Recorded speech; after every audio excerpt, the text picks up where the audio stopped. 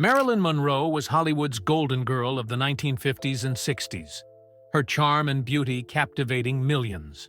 But in August 1962, the world was left stunned by her sudden death at just 36. Decades later, Frank Sinatra dropped bombshell revelations about her tragic end. What shocking truths did he uncover about Marilyn's final days? Here's what Sinatra finally exposed, and it changes everything. Marilyn Monroe's early years. Marilyn Monroe, born Norma Jean Mortensen on June 1, 1926, endured a challenging childhood far removed from the glamour of Hollywood. Her mother, Gladys, came from a Midwestern family and faced turbulent relationships, including 2 failed marriages. Marilyn carried the surname Mortensen, though DNA tests in 2022 revealed her biological father was Charles Stanley Gifford. This discovery unveiled 2 half-siblings, Doris Elizabeth and Charles Stanley. Initially, Gladys provided Marilyn with stability, but financial struggles forced her to place Marilyn with foster parents, Albert and Ida Bolender, in Hawthorne. At 7, Marilyn reunited with Gladys, but in 1934, tragedy struck when Gladys was diagnosed with paranoid schizophrenia and institutionalized. Marilyn became a ward of the state, living with family friend Grace Goddard, and later in orphanages. Constant upheaval left Marilyn shy, withdrawn, and searching for stability. Movies became her escape and ignited her dream of acting. By 16, unable to move with the Goddards to West Virginia due to child protection laws, Marilyn married James Dougherty in 1942. The marriage was unfulfilling, and when Dougherty enlisted in 1943, they moved to Catalina Island. This marked the beginning of Marilyn's journey to stardom, leaving behind her troubled early years. From modeling to acting. While James Dougherty was stationed in the Pacific in 1944, Marilyn Monroe worked at the radioplane company in Van Nuys. There, photographer David Conover, sent by Captain Ronald Reagan, noticed her beauty. Though her photos didn't make the final cut for wartime morale campaigns, they left a lasting impression. By 1945, Marilyn left factory work to pursue modeling, signing with the Blue Book Model Agency in August. Transforming her look with platinum blonde hair, she quickly rose to prominence, landing 33 magazine covers by early 1946. Emmeline Snively, the agency owner, encouraged her to aim for Hollywood. In June 1946, Marilyn signed with an acting agency and soon landed a 6-month contract with 20th Century Fox, adopting the stage name Marilyn Monroe.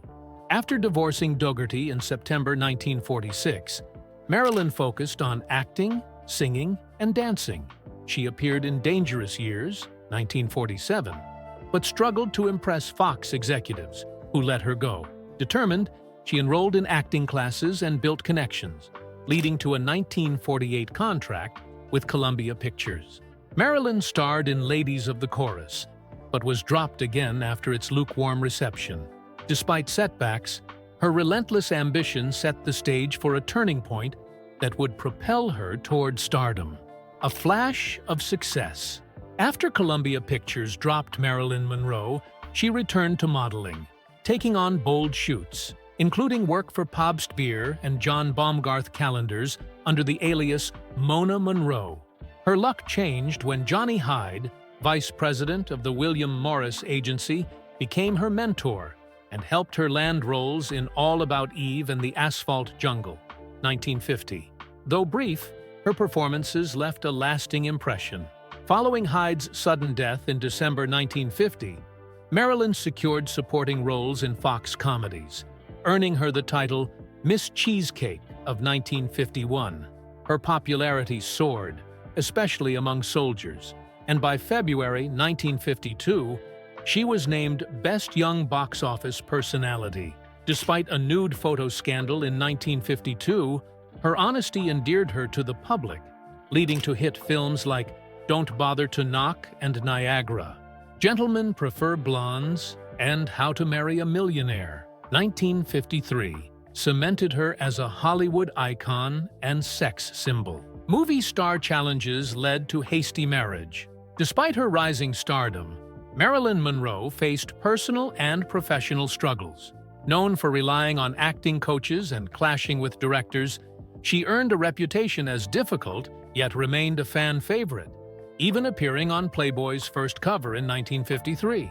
Frustrated by her restrictive Fox contract and limited roles, she was suspended in 1954 for refusing The Girl in Pink Tights. To counter bad press, Marilyn married baseball star Joe DiMaggio, but their union dissolved due to his jealousy. Her career soared with The 7-Year Itch, 1955, cementing her iconic status. Seeking independence, she launched Marilyn Monroe Productions and studied acting under Lee Strasberg. In 1956, she married playwright Arthur Miller and starred in Bus Stop, earning critical acclaim. Despite health issues, her role in Some Like It Hot, 1959, won a Golden Globe. Her final film, The Misfits, 1961, reflected her tumultuous personal life, solidifying her legacy as a resilient Hollywood legend. Marilyn Monroe, found dead in bedroom. In early 1962, Marilyn Monroe began filming Something's Got to Give, but her health issues led to conflicts with 20th Century Fox, resulting in her dismissal. In June, she collaborated with Bert Stern on The Last Sitting, an iconic photo series published posthumously. Fox later regretted firing her and reopened talks, but reconciliation came too late. On August 4, 1962, Marilyn's housekeeper, Eunice Murray, discovered her unresponsive in her Brentwood home. Her psychiatrist, Dr. Ralph Greenson, broke into her bedroom and found her lifeless on the bed. A toxicology report revealed acute barbiturate poisoning, and authorities ruled her death a probable suicide. The news shocked the world, prompting tributes from friends and fans. Her funeral on August 8th was arranged by ex-husband Joe DiMaggio, who sent roses to her grave for years. Despite conspiracy theories, investigations reaffirmed the original findings, leaving Marilyn's death shrouded in tragedy and mystery. Frank Sinatra exposes the true cause of her death. In his later years, Frank Sinatra reflected deeply on his friendship with Marilyn Monroe, revealing suspicions about her tragic death. According to Sinatra's close confidant, Tony Opedisano, in Sinatra and Me in the Wee Small Hours, Sinatra doubted the official narrative of Marilyn's passing, suspecting foul play. While many speculated about a romance between the two, Opedisano clarified that their bond was built on trust and friendship. Marilyn confided in Sinatra about her relationships with President John F. Kennedy and Robert Kennedy, and her hurt when they abruptly ended. The weekend before her death, Marilyn stayed at Sinatra's Cal Neva Lodge and planned a press conference to announce her reconciliation with Joe DiMaggio. Sinatra believed this drew dangerous attention, as it might expose her past with the Kennedys. After her passing, Sinatra's attorney, Mickey Rudin, suggested Marilyn may have been murdered, possibly with mafia involvement to protect the Kennedys. Mobsters like Sam Giancana and Johnny Roselli hinted at connections between the Kennedys, the mafia, and Marilyn's death. Sinatra suspected Robert Kennedy and Jimmy Hoffa orchestrated her death to shield political ambitions. He believed powerful figures, including corrupt officials, ensured the truth was buried. Driven by loyalty, Sinatra privately investigated, determined to expose the forces he felt silenced Marilyn forever.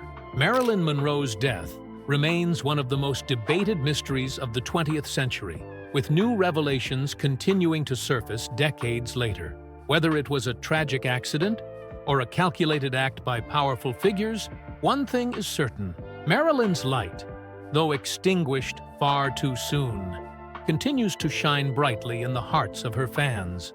If you found this exploration intriguing, don't forget to like, share, and subscribe for more deep dives into history's untold stories. Until next time, keep seeking the truth.